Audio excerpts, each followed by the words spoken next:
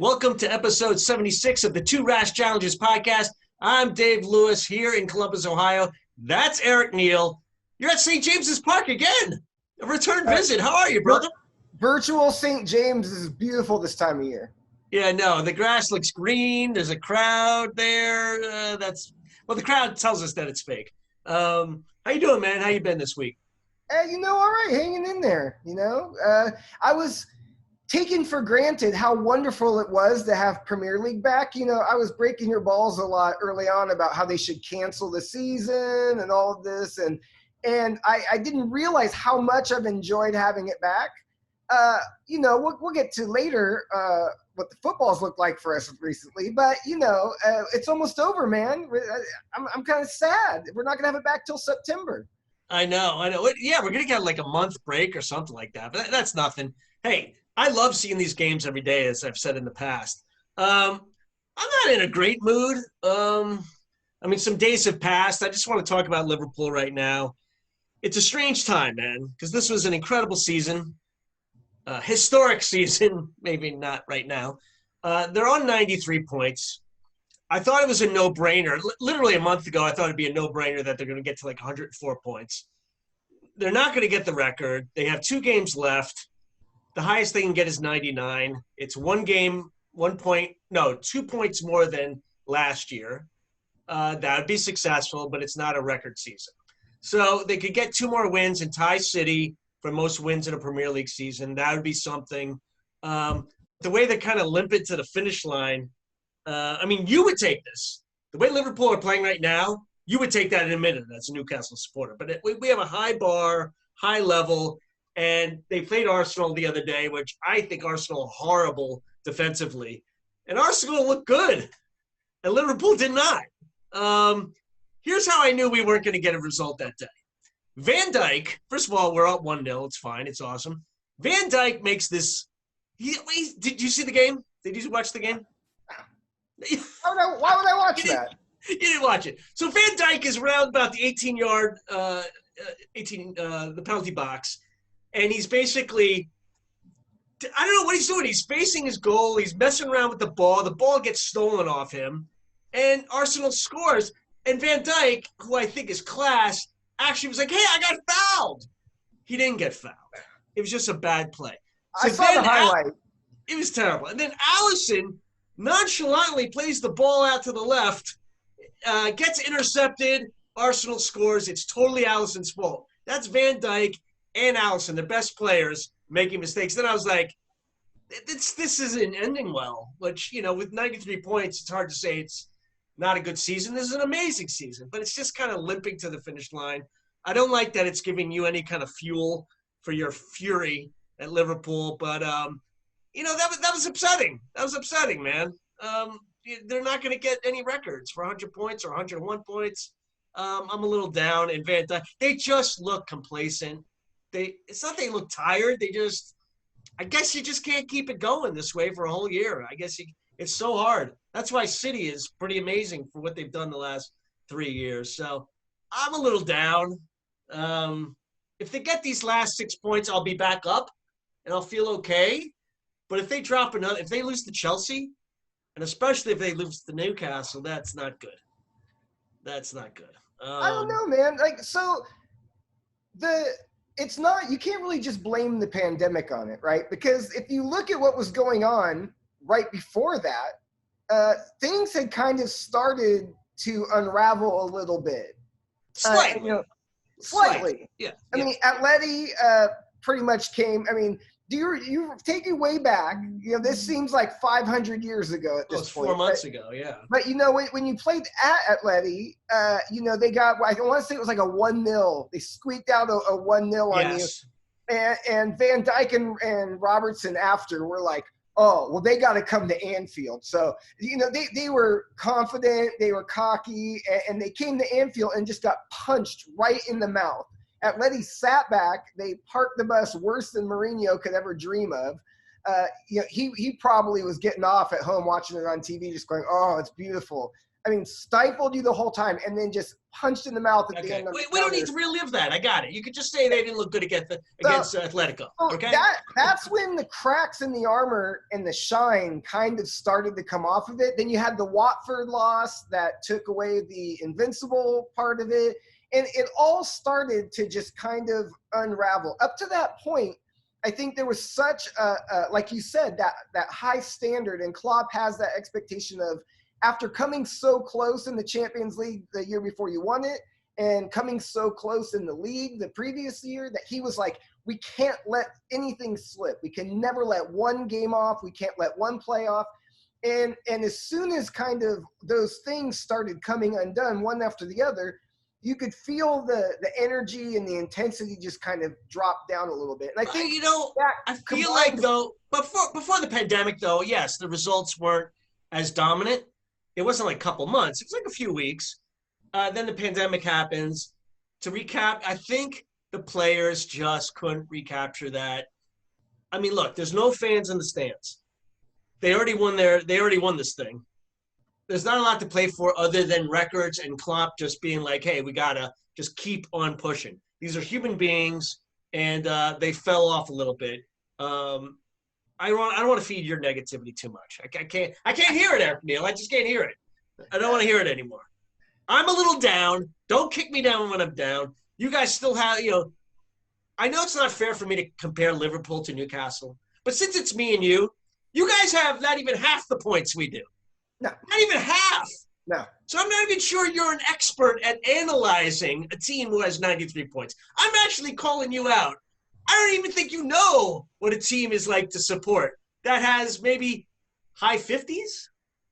Have you ever seen Newcastle have high 50s or low 60s? Yeah, they got fifth that one year, remember? How many points did they get? Ardu. I'm calling you out. It might be in the low 60s. Maybe. That's what I'm saying. We have one season of it. And, we made the quarters of the Europa League that next season, too. But your analysis of a 93-point team is void. Okay. Anyway, now I'm conflicted. They played Chelsea. Of course I want them to win, but it's always weird with Pulisic playing. I want to see him get like 2 goals, but Liverpool win 3-2. That would be perfect for me. But if there was more at stake here, if Liverpool really needed this game, I mean, I'd love to see Liverpool, Pulisic get a hat trick and draw with Liverpool. That'd be all right. I would buy that. Then they get 94 points, and then they get another 3 against you. That's 97. I will buy that right now. Pulisic hat trick, draw, and we beat Newcastle. We finished with 97 points. That's if he even plays. I mean, he was an unused sub in the FA Cup semifinal. Right. I read a little article that said that, he was carrying a knock and they were just being careful with him. I don't think it's serious. And because they're, in the hot seat for making the top 4, they're really going to need this win.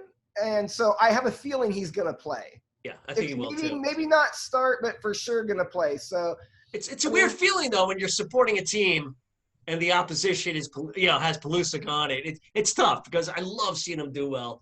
And him to do well against Liverpool would make headlines. So, I don't know, conflicted there. You ever do this? You ever, you're about to go to sleep and you start trying to imagine something really hard so that maybe you'll dream it when you go to sleep? Yeah. I was trying to dream into reality or imagine into my dream Pulisic just nutmegging Van Dijk and having him fall over like Boateng did with Messi in that one game, and then just score just a worldie. And I was like, please happen. That would be so good. Yeah. I think Van Dijk used up all of his boneheaded moves for the next 3 years in that last game, though. But something's wrong. I mean, when Allison and Van Dijk, it hasn't happened since they played together, both making really bad mistakes. This is either going to – it's a foreshadowing into they're just going to lose the next 2 games, and it's going to be misery for me, or it'll never happen again to them in another year and a half, and we'll go on to win the title next year, and it'll all be fine. But I'm going for the latter.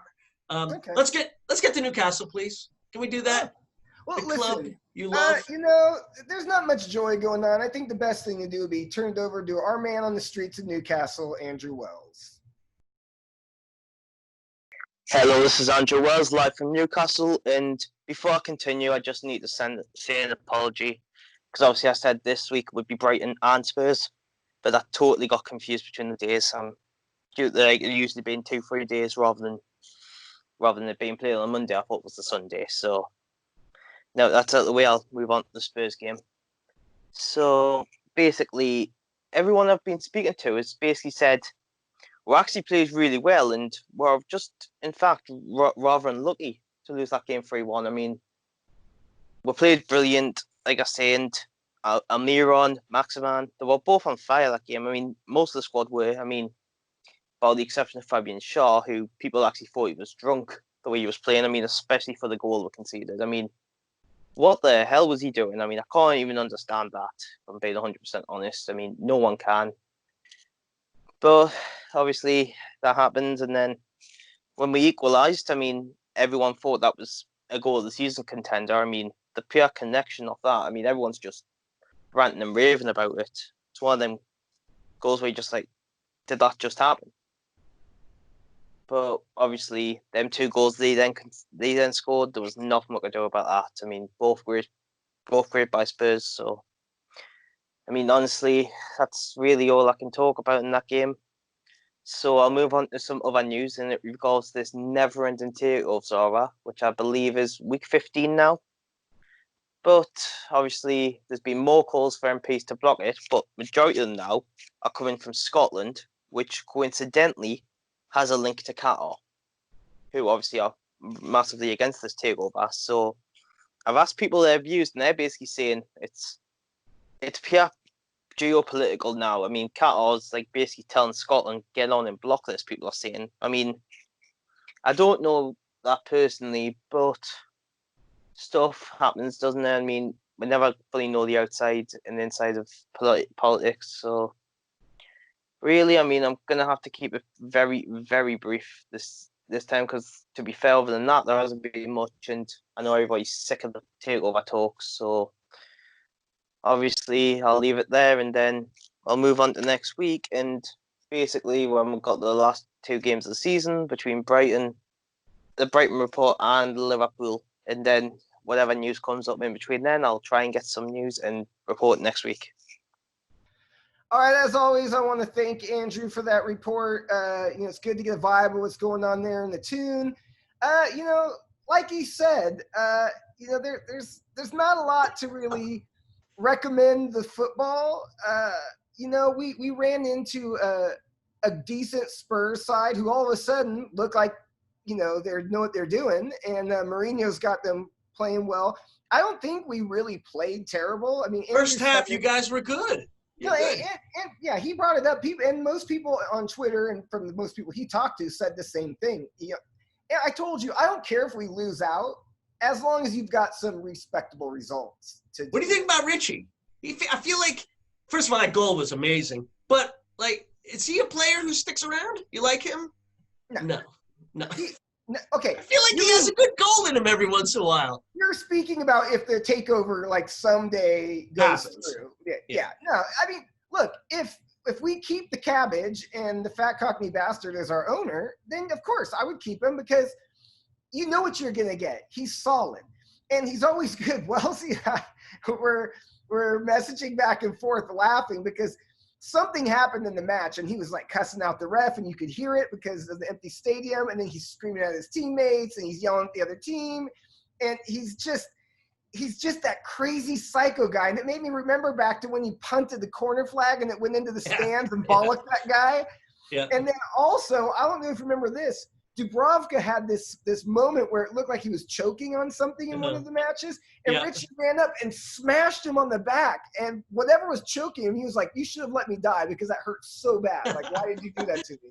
Yeah. So he's just kind of a nutter, and I like him. And, every once in a while he does come up with a really nice goal or an assist. Like, he's solid. So under the current conditions, I would keep him. But if you're trying to build something that is challenging, for Champions League spots, he's not really at that level. A couple things when I was watching that game. First of all, you guys are right. I mean, you're right. First half, you guys were fine. I thought you guys played well. On the Son goal, he squares up with Yedlin, And look, I'm real defensive about American players. I have to admit, I thought Yedlin played him okay. It was just a great goal. I thought he was close enough to him. I know you can't, for him to create that space, son, against Yedlin, it was so little that I didn't blame him. But you know what, Yedlin? He's out of his depth, I think. I really do. I think it might be time for him to move on even. Well, he's the word in Newcastle is, he's already talking to them about transferring and going, somewhere else because he wants MLS? to play. Is he going to Europe? No. There's other MLS teams interested and other teams in Europe, like Germany and other places that are interested. So he'll go and play for one of the top 5 leagues somewhere. And I think he's good enough. He was getting a lot better when he was playing every week. Now, you can't expect him to be out for like 4 or 5 months and come in and all of a sudden get that sharpness back. But one of my criticisms with him, and look, I'm very protective of him as well. When people are like killing him online, I'm always, come on, But he doesn't close down quick enough. Yeah. And he doesn't get close enough to stop crosses from coming in. So if you see that whole game, and you watch all the time. I'm not talking about, the elite right backs, but I'm like, just look at a standard Premier League right back.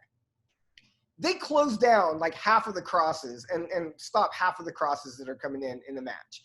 99% of those were getting through. They were going down that side of the field all game long, and they were doing it because it was him back there. Yeah.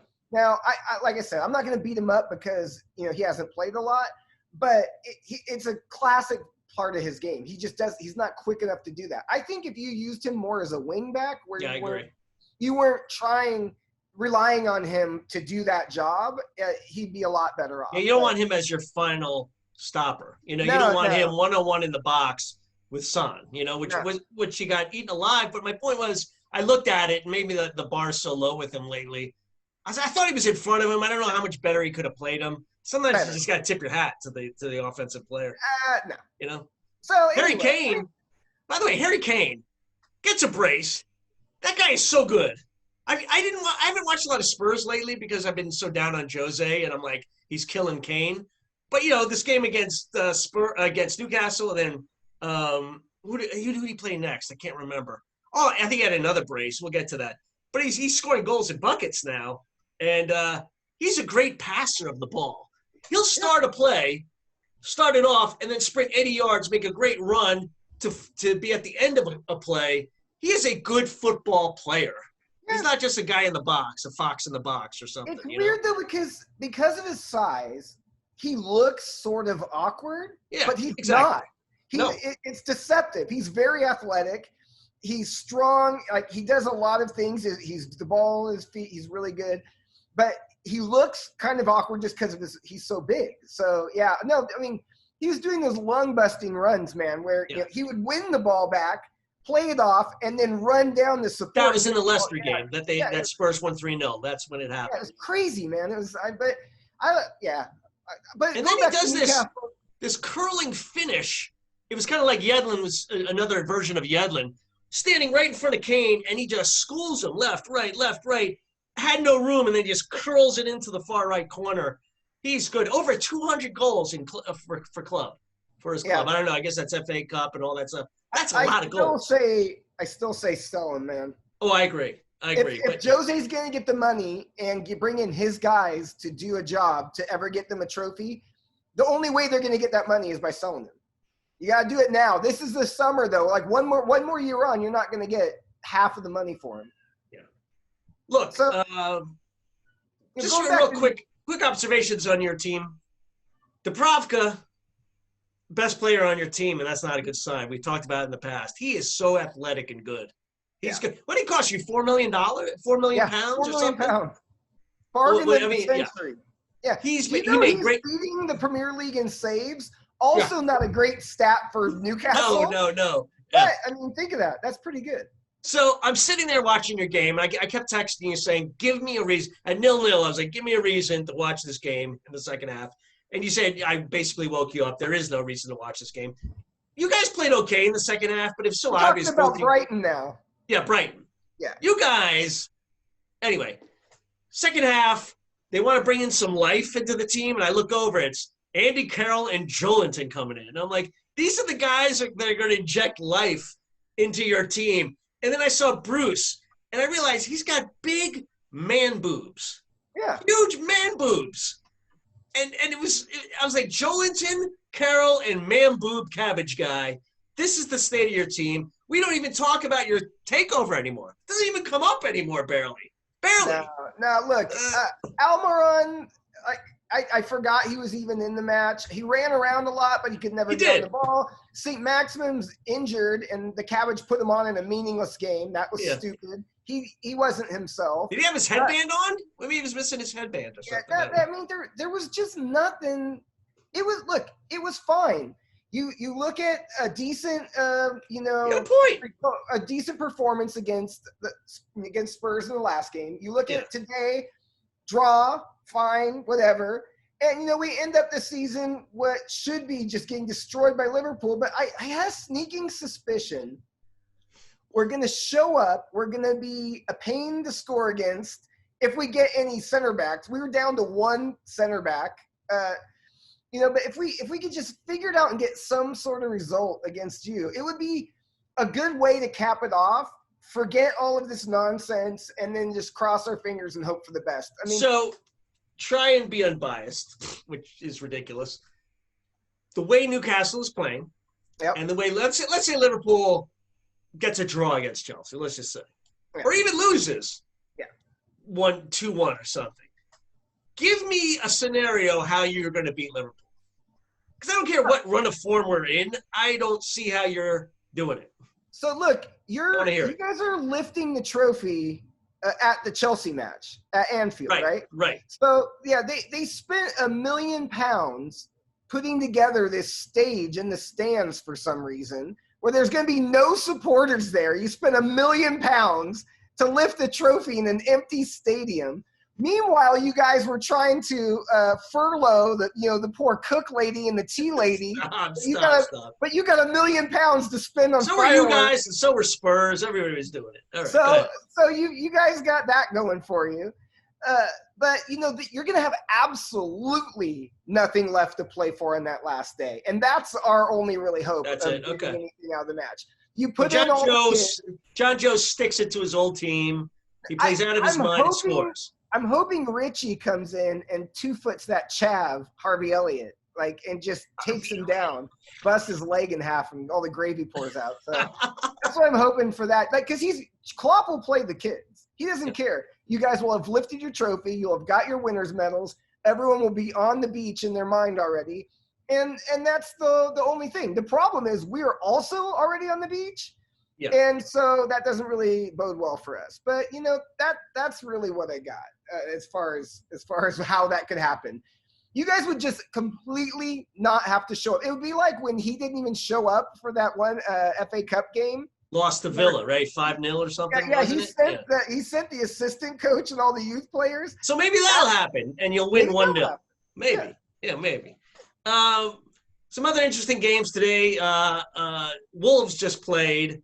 Look, they're climbing the table. They have one more game to go. They get 3 points. They're at 62 points. They can make that was a good game. They beat, I think, Crystal Palace. Do you want to get into the FA Cup, or you want to start looking at the standings or some other games? Where do you want to go, Eric, Neil? So, no, did you hear the Sheffield manager go into his team, who are like these guys that no one ever thought would be Premier League players? He got them to the Premier League, kept his whole team. They've outperformed every last thing you've ever seen.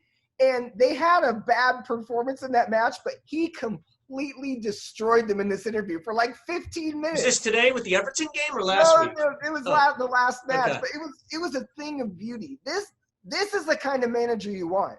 This is the kind of guy you're looking for. Not me. That's who you want. But most of them would be like, hey, it wasn't our day, whatever. He was like, those performances weren't good enough. They let themselves down. They let their teammates down. They let the supporters down. I don't respect that. It was. Look, they're not getting into Europe. I mean, they're going to have a top 10 finish, 8 or 9, but they're not getting into Europe. It's not possible for them to get to Europe. He was having none of it. I was like, that's the kind of guy you want there. Arsenal. I mean, what happened with them? All of a sudden, Arteta, man, how can you even do it? It's all right, let's talk about that. Yeah. So They beat Liverpool. Let's just jump into the FA Cup before we look at the standings. He beats Liverpool and City back to back. Yeah. I mean, where did that come from? It's not for everybody. I don't know how they did that. No. I mean, I was sitting there and I was thinking, and I think I tweeted out something along these lines earlier in the week, but I was like, with Arteta beating Liverpool and City back to back with a back line that contains Sideshow Bob and fucking Mustafi. I know Klopp is going to win the Manager of the Year, but he should really win the Manager of the Year and the Nobel Peace Prize just for that. I mean, how in the hell is that even possible? Those two clowns, like a month ago, everyone was like, wanted to shit them. Forget a month ago, like a week ago. Yeah, no, ready to kill him. It's absolutely. No, I was watching ESPN FC. Steve Nicol, the former great Liverpool defender, he was saying he gave grades for the Arsenal team. He gave Mustafi a 9 out of 10. He said the guy has never played a game like that in his life. He played out of his mind. They only had like 30% possession, so they really had to defend. They had all the men behind the ball. It was incredible. De Bruyne, I've never seen him have such a bad game. Sterling, bad game. Jesus, bad game. Like, everybody's had a bad game. I don't know if it was really Arsenal doing anything, really. No, it was. It really was. Someone said something smart. They said that Arteta, really, he learned from the master. But really what he did was he just went and copied Jose. He said, I can't win against Pep playing Pep style of football. So what does a really good manager do? They adjust and they say, what can we do to cause them problems and beat them with the players that we have? Right. Because go down man by man, every single player on City takes the other guy on his other side's place. Like, he walks into that Arsenal team. Aubameyang might be the one guy who plays at City. No, he would be a bench player. He'd be like Mahrez. He's not pushing anybody out at City. And so if you look at that, for Arteta to go and do Liverpool and then come right back on the back of that. No, it was impressive. Look, and the players are obviously responding to him. He hit that rough patch there for a minute and we're thinking, ooh, maybe this isn't going to work out. Yeah, this is fool's gold, though. Like, he's got to get rid of these players. He should sign Aubameyang. I think they should stick with him. He's still so good. I don't know. Isn't he like 31? I know he's old. He's like 31, but you can get 2-3 years out of him. He's still really fast. I mean, at 31, he's still got a lot of speed. I'd sign him for 2 more years. If they invested and got their keeper is good. Leno is. But think about it. Xhaka, he's Shaka Khan. They hated the guy, and he played really well the other day. You're not going to get that out of him again. No. You're not going to get it out of Sideshow Bob or Mustafi. No. I just feel like those players bought into it for a little while, but they're not good enough. They're just not good enough. No, and I think Arteta's going to be good. Arteta's going to be a good coach. They need 2 or 3 center backs and a defensive mid, and then I think they're there. Yeah. That was amazing, man. I couldn't believe it. And then, okay, let's get to as well as Arteta did, Ole Gunnar. I know he's been like on this great run of form. Everybody's back on the Ole at the wheel. We love him and all that. He got it wrong against Chelsea. He didn't play Pogba. He didn't play Martial. He played I think Williams at right back or left back, a 19-year-old. Yep. He should have started his strongest squad. He shouldn't have changed the squad as much as he did. And then you got De Gea, who he keeps saying he's my guy. He might be one of the worst goalies right now in the league. He's terrible. Terrible. Here's a bonus Ask You Anything. Yeah. If you gun to your head, Alisson leaves for Real Madrid. Yeah. And you have to take either him or Kepa. Which one you going with? That's a good one. Kepa makes me so nervous. But De Gea makes me nervous in a different way. They're making different mistakes. I feel like Kepa, the ball will come right at him, and it looks like, oh man, that was unsavable. Then they slow it down. He should have made that save. With De Gea, they're just terrible mistakes. Terrible mistakes. I think I'll try Kepa. Yeah, I think I might go with you on that, only because he's younger and has the possibility to get better. De Gea is what De Gea is, and his stock's going down. But is it a change of scenery that he'll recapture this, or does a keeper just lose it like a golfer. Just he's lost it. He's done. He's got the yips. I don't know. I don't Like he's know, not going to Real Madrid and becoming a star all of a sudden. Like, and plus they don't need him anyway. That was terrible. Really, really bad. And I wasn't upset that Pulisic didn't get on because I feel like at 2-0, Frank wasn't going to put him on. You know. Well, I mean, if he's injured, we don't need him getting injured worse. And I want to see him play against Liverpool. So I think because he was on the bench, if they needed a goal, they would have brought him on. But they didn't, so it all worked out. What do you think about Ole Gunnar? What's your overall, after this year and some of last year, what do you think of him? You like him? You think he's doing something good there?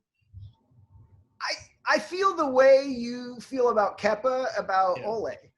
I feel like it's fool's goal. It's one of those things he gets on these good streaks. Weak teams. He played weak teams, by the way, a lot. Yeah, but I mean, he gets on these good streaks, but then all of a sudden, like the wheels just come off the bus, man. Like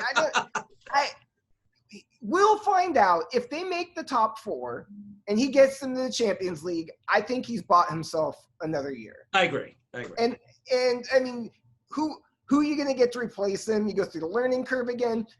But at that point, I think they'll probably spend some money as well. They're talking about bringing in Sancho.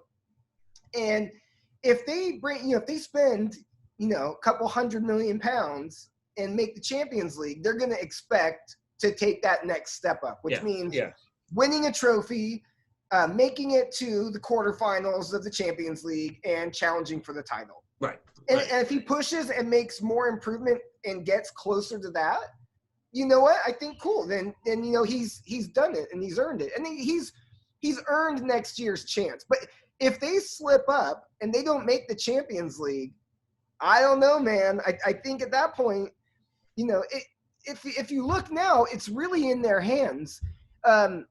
Leicester, which I was going to get to, have really just completely shit the bed. I mean, I don't know what happened. They have to win their last game. Or they could slide out of the Champions League spot. They have to win their last game to have even a chance. Right now, it's out of their hands because Manchester United could get 6 points and get to 68. They have a game in hand. So really, they took it out of their own hands and put it into Manchester United now. That's why that Chelsea game against Liverpool is huge. They need at least 4. Chelsea needs they have to get at least 1 win out of their next 2. Oh yeah. To stay in 4th. Now it's tight, man. The way Leicester's looking, I wouldn't put my money on them. No, me either. I mean, this is the most fun battle for the Champions League spots and the Europa League spots that we've had in years. Yeah. I mean, I'm actually looking forward to it. And the bottom actually looks pretty tight as well. I mean, you got what is it? West Ham's clear. West Ham are fine. West Ham are fine. They're fine. They're clear. They've got superior goal difference. Watford is fine. Watford is. I was sure. No. They have Arsenal and Man City, so they're not fine. I'm sorry. Okay, and they fired Pearson with 2 matches left. What? Can you come up with anything? I haven't heard the reason, or no one's been able to figure out. He said he's a nutter. He's a complete nutter. I know, but he gets them to that point, which is like on the verge of safety. Now, they could lose those 2 and still be safe. But I'm looking at wait till the end of the season. You got 2 matches left. Are they basically saying we're not winning something bad anyway? We're not going to find out till afterwards. He did something so unthinkable that they had to let him go. Yeah. We just don't know what it is. Why would you do this? You have a game against Arsenal and City. Arsenal are playing better, and it's Man City. Right. You need your best effort, everybody to be together on the same page. Yeah, let's see. Villa has 2 games left, Arsenal and West Ham. Yep. And then Bournemouth only has Everton. They only have 1 game left. So Bournemouth can get to 34 points. Yeah, but I mean, Bournemouth are down. But to me. So do you want Villa or Watford? Who do you have? Well, okay, Watford gets slaughtered. Let's just say. Let's say they get done like 4-0, 5-0. The goal difference then could make a point. Bournemouth could actually squeak this out if they win their next match by a decent couple of goals, and then Watford gets smoked in their next 2. and then Villa lose both of theirs, they could just creep over. They could. I'm I not don't putting my see money it, there, though. though. I'll put your money on it. I don't see it. I don't see it To either. me, I think Villa's going to squeak their way out of this just because of who Watford has to play. I was sure Watford was going to do it, and they were clear sailing, but I don't know. And Yeah, especially I could see Watford losing both games and Villa winning. Look, they could get 4 points. They could get no points. They're not winning both those games, I don't think. Yeah, this is going to be interesting. It's going to be fun. We have something for the final Sunday. Yep. Something's going to be at stake, and that's going to be fun. Champions League spots, other European spots, and the relegation battle. So that's fun. I'm excited. Yeah. And if Chelsea wins the FA Cup, then I think that bumps it to seventh place, gets in the Europa, which all of a sudden you look at now who's in seventh. It's Jose. He's back, and Jose can get all the way. He could end the season in sixth, which for how bad things were when he took over, all of a sudden that looks like a decent season. I hate to say it, man, it still backs up your point that the Premier League is weak. Oh, it's really weak. It's a fun year to watch, but it's a terrible year of quality. Arsenal, Chelsea, who do you have in the FA Cup? Who do you got in that? I feel like Chelsea just have too much. I agree. Like too much firepower. I think they'll start Giroud. He's been on fire lately. Just totally on fire. Balls all over the place. Pulisic's going to be up for it. I mean, think about this. A chance for our boy, Captain America, to lift a trophy, man, at Wembley. That would be amazing. That would be amazing. So, and he plays well, and he starts. That'd be awesome. Yeah, I've got Chelsea in that. I've got for the top four. I'm sticking with my original. It's got to be Liverpool, City. Chelsea, I'm going Chelsea ahead of Man U, but then Man U. So yeah. I really didn't think Manchester United would find a way to get in the top four, but it's not over yet. We'll see. You know what though? I mean, if Frank gets a trophy and gets them into Champions League spot, he's had a good year. Even if the league is down, he's done a good job. But if he doesn't start Pulisic in the FA Cup final, and when I find out he's healthy, he's dead to me. Yeah, I'll say completely. He's an idiot if that happens. Let's get to MLS. Can we get to MLS? Yep. Our Columbus Crew. Oh my God, the MLS's back tournament, which is played like a World Cup style tournament down in Orlando in a bubble. First we beat Cincinnati 4-0, and then we beat the Red Bulls 2-0, and it was more impressive than the first game, I would say. Oh, no, I got to tell you, that demolition of the Red Bulls in the second match of the MLS's COVID Cup, thing of beauty, man. I didn't think I was going to enjoy this tournament, and it was funny because someone online was like, who's really enjoying this MLS tournament? And I'm like, I'm enjoying the Crew matches because I haven't watched. You can't watch other matches, though. They're not good. But I was like, Giacinho scored again. Yep. Zellerian scored a goal. A really nice goal. Nagby, when the match started, I got real nervous because they were pressing high. They were coming after us, and we gave the ball away a couple times. We looked a little bit nervous. He doesn't give the ball up. And then all of a sudden I look, and Nagby just broke them down. Where has that guy been our entire life? Well, that guy, won an MLS Cup with Porter at Portland against us. This guy just holds on to the ball, sticks to his feet, breaks up plays, good passer. He's just so reliable. I love watching him. But I was thinking about you, man. When I saw Berhalter on the back of one of the shirts starting for us, I thought maybe you'd be cringing because Sebastian Berhalter, great name, by the way. My son's name is Sebastian Seabass. The son of Triple G, the most hated man in Eric's world. His son starts for the Crew. And he actually played okay. Like, I think he's 18 or 19, out of college. He was fine. Had a good MLS game, But look, what did you feel with Berhalter seeing that? I'm not one of those people that believe, like, in the sins of the father, right? Like that, just because your dad's a shithead doesn't mean automatically that you're cursed. Right. Maybe his mom's like a beautiful lady. And maybe she's really nice or whatever. And he takes after her, I mean, I don't know, man. Like, I don't love the idea that he like screwed that little thing in before he left and that made sure that, that his kid was going to have a spot there. but he looked okay. He didn't He looked okay. do anything bad, and He didn't embarrass himself, and he made some good plays. And yeah, no, but it's. I was telling people online, I go, it's so great being a Newcastle supporter, because everyone's always like support your local, and I do support my local, right? But it's so nice to be able to watch some decent football. Like after it looked watching cohesive. Newcastle, It looked like there were some ideas going on out there. You know what I really like that guy Saint Etienne. Oh yeah, He was good. he had a shocker though. No, he had a shocker, but he also had a good. Did you see Giassi? He lays it off to him, and he did one of my favorite moves where you get it and you're so excited, and instead of just using his left and passing it in, he's like, nope, he smashed it with my right, and it just went wide of the goal. Yeah. And Giassi gave him the death stare. He's like, I know. Come on, really? And at first they were like, I think Giassi put him a little bit wide, and then they watched the replay. They're like, nah, he should have scored that. But on Zelleran's goal, he assisted on that, and he looked okay. Yeah. He is. He looks good. Yeah.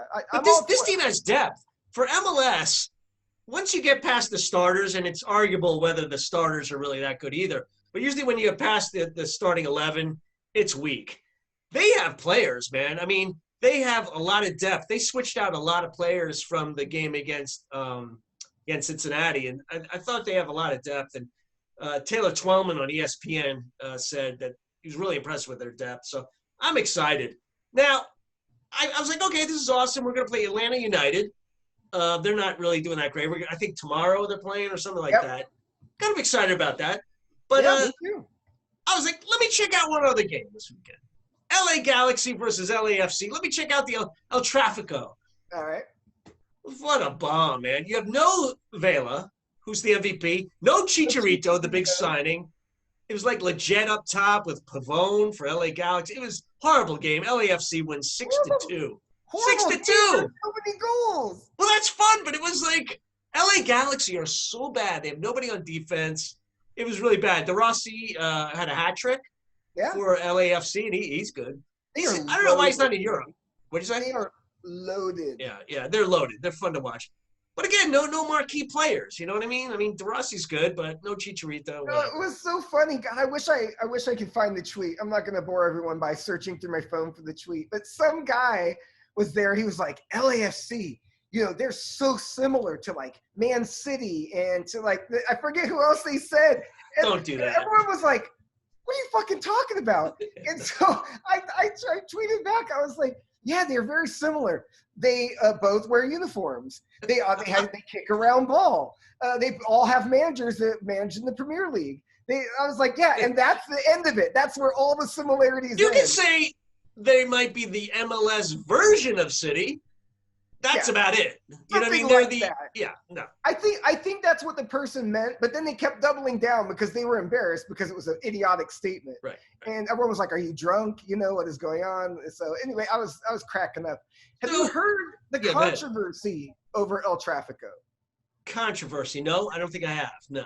There was a big blow up about the name. Now, oh no, I didn't dig totally deep into it. I didn't know if people thought it was offensive or like some people that I follow just said it's just lame. It just needs to go. Well, that could be an argument, but I feel like it's very MLS. Now, things are different with MLS. It's very American, and they kind of just revel in the fact that it's very American. But they rip off Europe here and there. They do things their own way. They like to borrow some of like the names or the stuff, but they just do things their own way. And to me, it's the most MLS name like of all of them. I mean, the hell is real Derby. I mean, then people started saying, why are you calling it Derby? And then it's spelled Derby, and you're singing Derby, and then it got all the way off the rails. But yeah, there was a big push that like they should stop. I think someone in the Athletic. Not the Atlantic, in the Athletic, actually wrote an article. Not that highbrow. wrote an article about like why the name should stop and all of that. But because it's offensive to Latinos. I don't subscribe to the Athletic or the Atlantic, and so I only read like the first paragraph of it, and I was like, I'm not doing that. So anyway, cheapskate. Yeah, usually after the first paragraph paragraph says, "Hey, if you want to read the rest, pay this to subscribe." I know you. You're like, "Yeah, I can't." Well, I did the free 14-day trial, Yeah. and it's not that great. No, okay. I would read it if it was free. Like, I So- would start the articles and see if I cared to finish them or not. But it's definitely not pay like $9 a month money. But do you think is your guess that it lacks taste? Is it offensive to Latinos? Like, what were people saying? So here's my theory on it.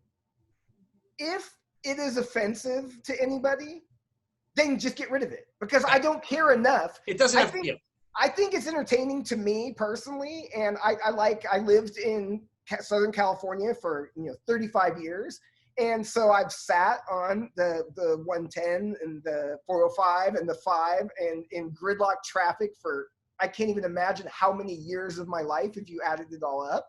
And so to me, the idea it was never making fun of Hispanic heritage or saying like by saying L or traffico. But I could see how like it could be perceived that way or whatever. And to me, it was fun and funny. But if it offends even one person, just get rid of it. I don't care. I don't love it enough that I want to go fight someone to keep it. Yeah. It's like to me, it always felt goofy. Just felt no, exactly. It's kind of goofy. But that's MLS to me. MLS is goofy like that. We go down to the homeland of Goofy in Orlando, and then what's the one like they made one up between Real Salt Lake, and Colorado, which is really far away from each other. It was called the Rocky Mountain Cup or something. Yeah. Whatever. I'm like, they're not even close to each other. I mean, they're so far away. It's like Toronto and Columbus have this thing called the Trillium Cup, and we're 6 hours away from Toronto. We're in another country. Like, right. This is not a rival, no, it's a proper derby match. Yeah. Having LA and like the Galaxy people get pissed because they've always been the LA Galaxy, but they're in Carson, which is a suburb of Los Angeles. I mean, look, it's a hell of a lot closer than Cincinnati and Columbus are to each other. It's right there, but it really is, to me, Carson, LA, 6-2-3, same thing. Yeah. But it's an actual real rivalry match. You've got the new LA people that, LAFC, the shiny new object. You've got the people that have diehard, have been there with Galaxy forever. There's some real, like, bad blood between the two. To me, it's just a fun, great rivalry. And, I mean, I don't know. Like I said, if it bothers even one person, just I agree. I don't care. Agree. If it's even like, hey, I'm offended by this, and then you don't need 1 million people. If it's just a small group that is like, I'm offended, then fine. Call it LA Derby. Yeah, it's fine. Call it the LA rivalry match, or just call it LAFC versus Galaxy. I don't really care. But El Trafico was funny to me. I used to like it. It's funny. Yeah. I mean, look, like Liverpool, Everton, the Merseyside Derby, stuff like that, I mean, I get it, the Manchester, Man City, those should have proper names, but they're not so contrived. No. This feels very contrived. All right, so 24 teams are in this tournament. The top, we went over this, that it'll go to a round of 16. Kind of silly, though, 24 teams. All this to get from 24 to 16. Is that, I mean, I know the math works that way, but I'm like, maybe we should just go to 8 or something. You know what I mean? Yeah, right away. Go to 8. Well, look, with the Premier League ending. Yeah. And it'll be fun for us. Not starting up until August. I'm kind of okay with it filling the space right there. Look at a one-off tournament, in the next round. That's fun. The stakes feel high a little bit. Look, I'll watch. It'll be fun. Okay, bonus ask you anything. If the Crew go out in their first knockout round, I won't watch anymore. I won't watch it. I won't watch 1 minute of it. If they go out in the next round, the round of 16 to like whoever, I'm like, No. I'll maybe watch some of the final if I maybe bother. Half of the final. The main fudo I have for you this week, Eric Neal. We talked about the City, that City getting punished and getting their punishment, and it went down to $10 million or $11 million they're fining. I somehow came up with the price of, I said somewhere in the neighborhood of 200 to 300 million pounds was the original fine. I think I had too many zeros on that. It was only like 30 million. It was. I don't know where I got 10. It wasn't like originally like an astronomical amount. No, listen, I'm gonna take responsibility for this. Yeah. Because I know where you got that number. Where? I said back when the whole thing started Yeah. that what City will do is they'll negotiate some settlement Yeah. and they'll tell UEFA, instead of spending $100 million litigating this, why don't we just give you $200 million for a fine, but we stay in the Champions League? That was my theory of how I'd they were love gonna to take credit for giving you okay, I got it from you, but I don't listen to you. So I don't really think I got it from you. I think I just totally effed up. I really do. You know what? I said Almiron had like 9 goals, and I think he's got 4. You had that wrong too. I was going to point that out. There were a bunch more. I know there were because I feel like we spewed a lot, but as usual, I didn't do my homework, and those are only photos I put down. So sorry. Yeah.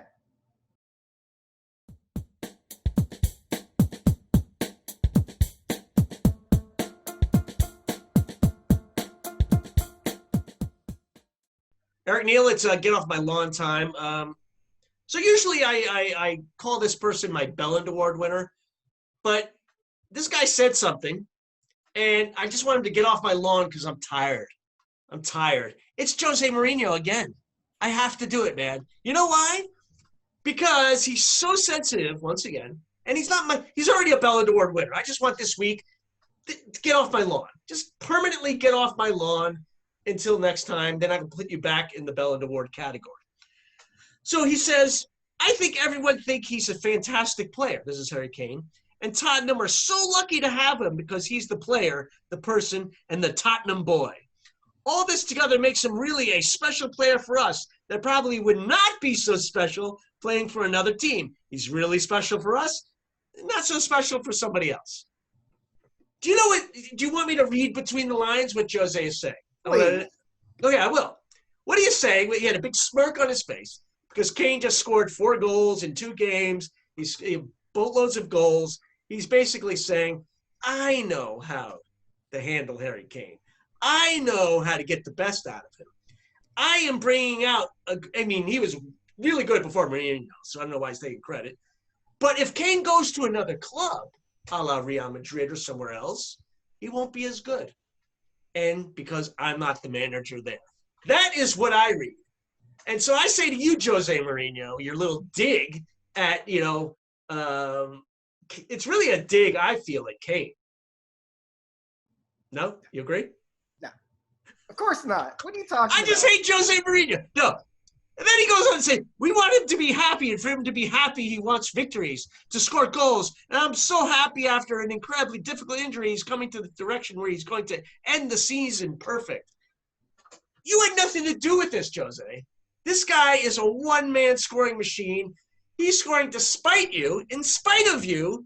I'm an English major. Who knows what the hell the difference is? You know what? You would not. You know what? Just get off my lawn, Jose. You're pissing me off, and you'll probably be my Belland Award next week too. But get off my lawn for now. I don't like how you're stacking this, really. I don't like him. I don't like the guy. I don't like his smirk. And you know what? I don't like your smirk reminds me of his smirk. Hey, I take that as a compliment. Yeah, all right. All right, my Gomo this week goes to the Premier League. All right, so they're going with 5 subs again next season. Yeah. Have you heard and about the water that? break? And the water break? God, please help us with the water break. That's got to stop. It's too much. But the 5 sub thing, now, it seems very innocuous, like, 5 subs, 3 subs, what's the difference? But the real issue is that it is a reward to the big teams, like your team, okay? Now, you guys have probably 6 or 7 guys on your bench that would start for most of the teams in the bottom half of the table. So what really goes wrong here is in a normal match, what really levels things out is you have to be really strategic with your subs. Because if you sub somebody and they don't really do as well as you thought, or all 3 and someone gets hurt, it makes it even with the other teams. Because most teams, there's a huge drop-off after your starting 11. So if you look at the top 5, 6 teams, they could field probably 2 11s every match if they needed to. And once you get below that, it really starts to drop off. So giving those extra subs, it really separates the teams from those kind of Champions League, Europa team places down to everybody else. And especially when you get to the bottom, if you're a team scraping for survival and you've had a few injuries or something like that, and all of a sudden you're going up against Liverpool or City or those, and they're just loading on a whole fresh squad in the second half, it really does unbalance things. And I just don't really think it's that fair, and I don't think it's that necessary. I think it's something that they did because we were coming out of the pandemic. They didn't know about the health of the players. It was in the summer so that you had the heat, which was going to be a little bit higher than normal. I'm totally fine with it for the restart, but bringing this in for next season, it just smells of them trying to keep the rich as rich and the poor as poor. So Premier League, get off my lawn. Go ahead. Go ahead. What you got? I got basically, I like it. Of course you do. I like it for now. I'm not saying forever. But I'm okay for next year. I feel like it's going to look. There's only going to be a month between the seasons. I feel like we don't have enough data to say like, okay, this 5 substitute thing didn't work.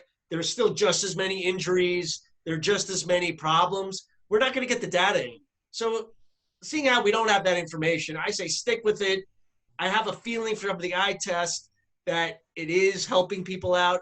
The only thing I would say I don't like is, okay, well, this is more the water break, but I heard they might do the water break for the first part of the season, and then the second part, they won't do it, which that's a timeout for the coaches. But back to the 5, I like it for now, but you got to go back to 3 the following year. So get off my lawn, Eric Neal. Of course, you win the league in the season they jack all the rules all up. Of course you'd love it. Asterix FC. I'm beating you to the punch. That's right.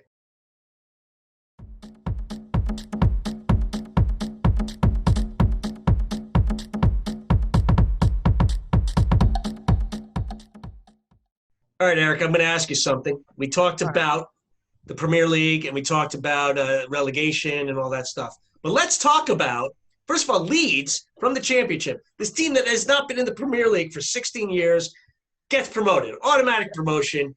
Big club. I mean, they get a lot of supporters. Big club. 16 years since they've been in the Premier League. Let's look at the rest of the positions, okay? Second place, automatic promotion as well. And then the next 4 teams playing a playoff for that final spot. Right now, the second automatic promotion spot is still up for grabs by 3 teams. Second place is West Brom at 82 points. Brentford is at 81 and Fulham at 80. And I want to hear, and they only have 1 game left. So obviously West Brom is in the driver's seat here. But how do you see this? How do you see this playing out? You know, West Brom, Brentford, and Fulham fighting it out for that promotion spot, the automatic one. What do you like? All right, so, I mean, I don't watch enough of it to – I want you to tell me all starting 11 for each team. Yeah, right. Who I would like to see, I love the fairy tale stories. I'd love to see Brentford do it. Yeah. It made me laugh a lot. Now, look, I think Bielsa has done an amazing job with Leeds, but it cracked me up that everyone was saying, because they were like, back where we belong, back in the way, and everyone's like, you haven't been there in 16 years. How do you belong It's not like 5. there? It's not like 3 or 2 or 5. Yeah. I've been in Ohio, I want to say like 12, 13 something years now. It's like being like, I belong in California. No, I don't. I belong in Ohio. That's where I've been the whole time. They've lived in the championship, had utter failure. They almost made it last year. They got really, really close. But listen, they belong in the championship. They've made it back to where once a long time ago, like Liverpool, they used to win things in the first division, it used to be called. Yeah. But really, look, I'm happy they're back. It is a very big team as far as how many supporters they have and their history and things like that.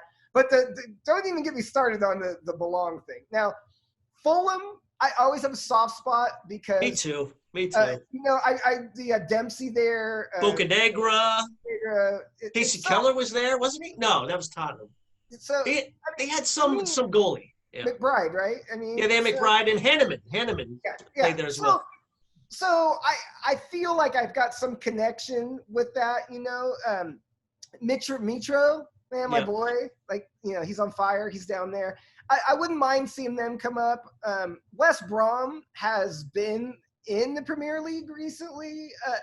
But, I mean, to me, if I got to pick, maybe I'd want to see Brentford just because. I'd like to see Brentford, too. And then I'd like to see Fulham get in through the playoff. Because I love Fulham. I love can Fulham. live with that. Yeah. Full America. Full America, man. Yeah. Wait, what was the other guy? Edson Buttle or something? Didn't he play with Fulham? Or somebody else played? Am I getting a Fudo? You did a fool on that. No, not it's not Buttle. It's ah. Buttle? I know, no. I'm telling you, man. Buttle? It's one other guy. You're okay. Go ahead. I don't Just know. take your Fudo and we'll move on. It's not All Edson right. Buttle, but it's somebody like him. Yeah. Okay. All right. So I have a question for you, of course, about Okay. Liverpool. It really popped in my head and made me think. Next year, you've got the high of winning the Champions League last year. Yep. You've got the high of that. You rolled into this season and steamrolled the league. Yeah. And almost became one of the greatest teams in history. Right. But you used up so much emotional energy, so much fight, so much chip on your shoulder, so much all of these things.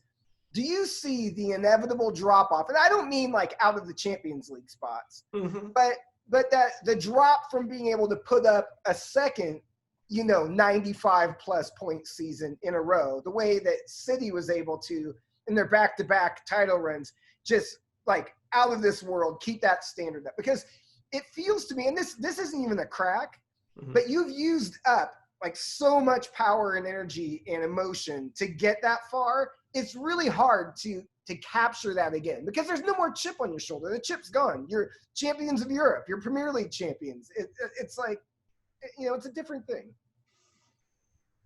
Do you want me to answer that question? I do. Well, first of all, let's look at things.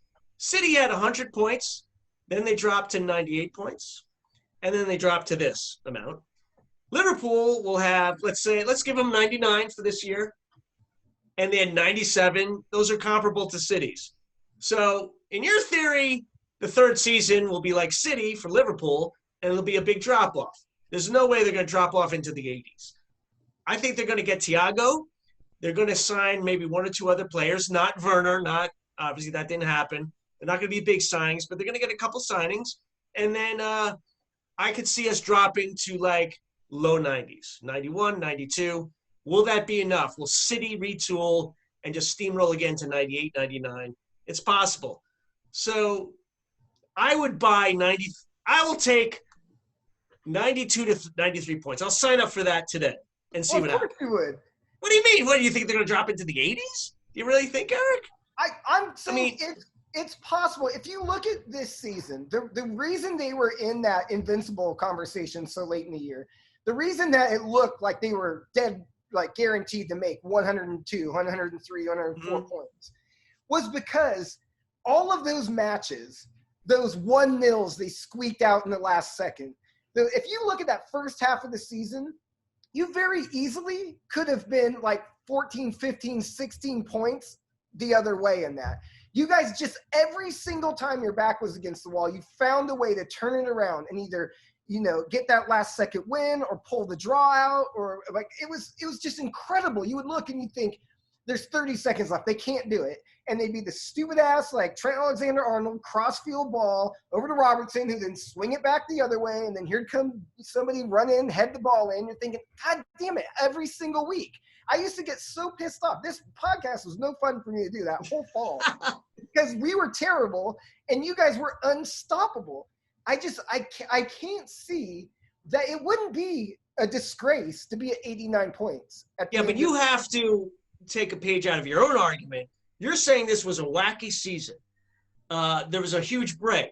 There's a pandemic. It's asterisk FC. So if you want to use that as like, hey, this season is tainted, you also have to say, okay, let's see next year without all this stuff. You're going to get the 5 subs. You can't help that. It has nothing to do with Liverpool. You're going to get a full season of normalcy, relative normalcy. Right. So talk to me then, because you can't use this argument like, hey, look, next year you're going to fall off, when this year was such a weird year. It was such a strange year. So we weren't terrible up till March. We were fine in January and most of February. And then we had a bit of a dip, meaning draws. Okay, we're out of Europe, things like that. And then now we come up from the pandemic and we're inconsistent. So talk to me next year. I think they're going to get 92 points. It's not 98 or 100. And I think that'll be close to enough. I'll take it. if I'm Klopp, I'm using the asterisk FC. I'm like, they don't call this a real title. They don't believe in this. I can't believe it. And you gotta just wind the hype Now back up. that is good. No, I mean he's gonna have to, because I feel like these players now in the past performances are kind of like, we did it, man. We did it, and it's over, and it's good. And the reason you did so well was because he never let that slide. He never let that be good enough. It was for him. It was always like, look, we have 15-point lead. It could slip, and we could be right back not making it again. And like, it's hard to capture. What do you think he's thinking when he's laying in bed, taking off his glasses and thinking to himself? Is he thinking, you know what, 2 games left. These guys have given me everything I've had. I'm not going to yell. I'm not going to go crazy. I'm not going to just be like, you got to do it. Or is he just going to be like, let's just play well. Let's see what happens. No, especially now because the record's gone. Yeah. So if you're not going for the record at this point, like, I mean, come on. He wants a good performance. He expects everyone to be professional, but I don't think he's going to be out there storming the sideline or freaking out. I don't think he's going to be all pissed off at Fat Frank after or whatever. I think he's just like, wind this season up. Let's just go off and enjoy our time off.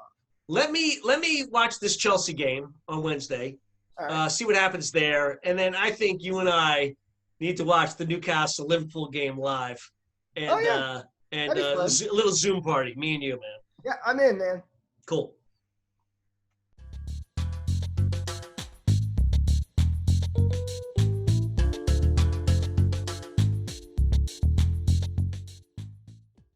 Eric, Belland Award winner time, and shockingly, it's not Jose Mourinho this week. I don't have a name for you of this person who I think is the Belland Award winner. Doesn't have a name. I don't know who he is. But this a-hole, this I'm sorry, Leeds, but it's a Leeds supporter. Ooh. This person, in their celebration for like finally getting promoted after 16 years, somebody throws a bottle from the crowd and it hits a cop. And this woman police officer is in pretty critical condition with a head injury. And I thought about this. I don't know the person's name, but, what a Belland. What a piece of work. What a jerk. And I don't know if it's a woman or a man who threw the bottle. But here's my thing. Back here in the States and probably, all over the world, I would say police officers have been getting having a tough time with all the stuff going on. And a lot of it is deserved. But no police officer deserves to get a bottle thrown at their head. Now, I don't know if it's an accident. Some drunk guy just throws it in there and it happens to hit a police officer. But I never understood the throwing of a bottle. I never understood that. People throw bottles onto the field. People would just throw them into the stands. People would just throw them into a crowd. It's so cowardly and so weak. Celebrate. Go ahead. 20,000 people, Leeds supporters in the streets. Celebrate. Have a good time. You're not really supposed to be doing that with COVID, so I can't be hypocritical. Liverpool supporters were together. They went against the government ask of not being they wanted people to be socially distancing. Leeds didn't do that. Whatever. It's been 16 years. Whatever. It's your problem. But throwing that bottle pisses me off. So whoever you are, whatever your name is, whoever it comes out to be, and it's probably a Leeds supporter, I'm not condemning all Leeds supporters, but this person is my Belland Award winner. All right. I can live with that. So my Belland Award winner this week goes to all the crybabies crying about the Ballon d'Or being canceled this year. Now, I know it's made for a lot of fun memes. Jordan Henderson. It's made for a lot of fun memes and funny jokes and things like that.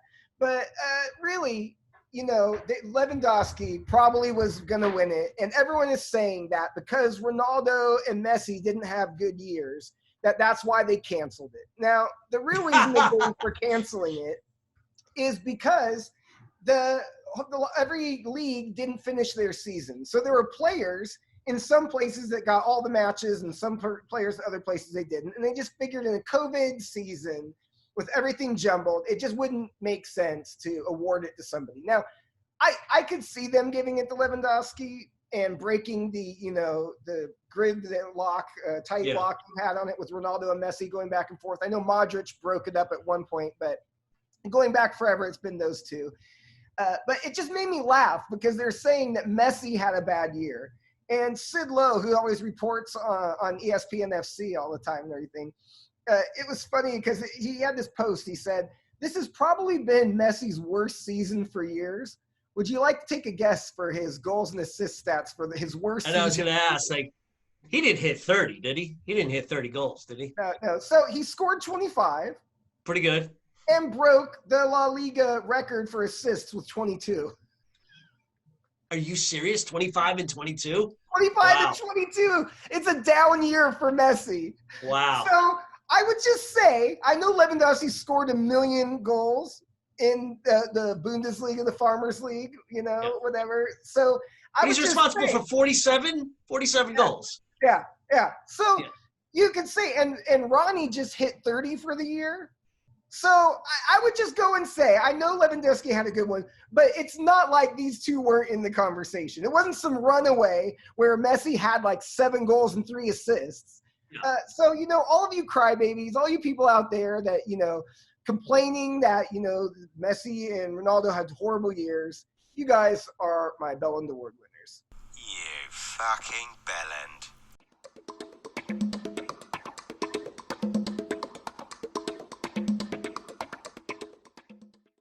All right, it's time for this week's Twitter shoutouts. As always, a big thank you to our man on the streets of Newcastle, Andrew Wells. He's at Wellsy95 NUFC. Also this week, I want to give a giant thank you to @RealUSMNT. This account, they post everything you need to know about the U.S. men's national team, and they've been retweeting the show crazy, like all week, every week, and it's really helped out. Our numbers are doing good, and I just want a big thank you to you guys. @RealUSMNT. Thanks a lot. Shoot the Defense podcast, they're at Shoot the Defense. The Ball Chat podcast, they're at Ball Chat 1.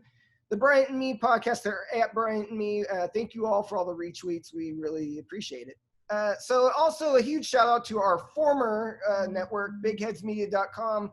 Dave and I have decided to go our separate ways and move on. Not Dave and I, but Dave and I from Big Heads. Yes. Dave and I are staying together. Let's get a Big divorce. Heads are leaving. But, we're free agents now. We wish them nothing but the best, and we just want to, check out our own thing and see what the future holds. Yeah, thanks to Big Heads Media. We appreciate it. Yep. This week's funnies, I just had a few of them here. ESPN FC posted a funny one. They're at ESPN FC. Manchester United had this win completely wrapped up. I remember you last week coming in and saying, "What do you mean they didn't win?" It was 2-1 in like the last kick of the game. Yeah, and so they have those, when they do the draw for the Champions League and Europa League, they have the balls and they pull the name out and they take the piece of paper out and it shows who's going. So it said 95th minute, and it's got Manchester United FC England for a Champions League draw. And then 96th minute, Manchester United FC, and it has the Europa League draw. So that was actually pretty epic. Troll Football, they're at Troll Football, had a great one. It has 3 shapes. It says pentagon, and then it has hexagon, and it has octagon, and then it has the Barca badge, and it says title gone. That's a good one. That was actually beautiful. One of your people, John Joe Moran, he's at John Joe Moran. It says, weirdos, some of our fans, wank over Naby Keita, who's done absolutely fuck all in the 2 years he's been here, and want us to sell Genie, who's been great for us. Baffles me. So, look. If Ronaldo goes, I will be so upset. Keita, goodbye. I don't care about him. Yeah, one of your people actually has a brain and talks sense. The last one we got here is Footy Humor. They're at Footy Humor. They're always killing it. And it says Kepa and De Gea. This goes with our earlier conversation when they show up for the Spanish national team. And you got Joker where he's going down the stairs in that movie, but he's got the clown next to him. So it's 2 clowns standing on the stairs showing up for the 2 of them together don't make a good keeper. Yeah. Yeah. So I didn't get to it, but I just wanted to point out that all that Henderson stuff is blowing up online again, and I might save it for next week. But I ran down the list of the PFA Player of the Month and the players. So you have the Professional Writers Association, and you also have the Professional Players Association. And you look at the list of people. It was never the Spirit Award that these people won this award for. So look. He means so much to the team. Everyone making his case out there is going on and on about, he's the glue that holds it together and he's done this and all that. he needs an award. I think I might make him one, but it's definitely not the Player of the Year award. It's the Florence Henderson Award. That's the one, Florence Nightingale. So that's all I got. Appreciate you. We did it again, man. Yeah, another show in the books, man. Always good to see you, man. Get home safe from St. James's Park in your basement. And I'll see you next week, brother. Peace. All right, man. See you. That's our show for this week. Please check us out on Twitter at @Rash_podcast, on Facebook at 2Rash Challenges, or email us at 2rashchallenges@gmail.com. Also check out our website, 2rashchallenges.com, where you can find articles, videos, and photos. And if you like the show, tell a friend, and make sure you go to iTunes and give us a review. We'd really appreciate it. Until next time, for Eric, our producer and engineer Ezra Jack Lewis, our main man on the streets Andrew Wells, and myself, we say cheers.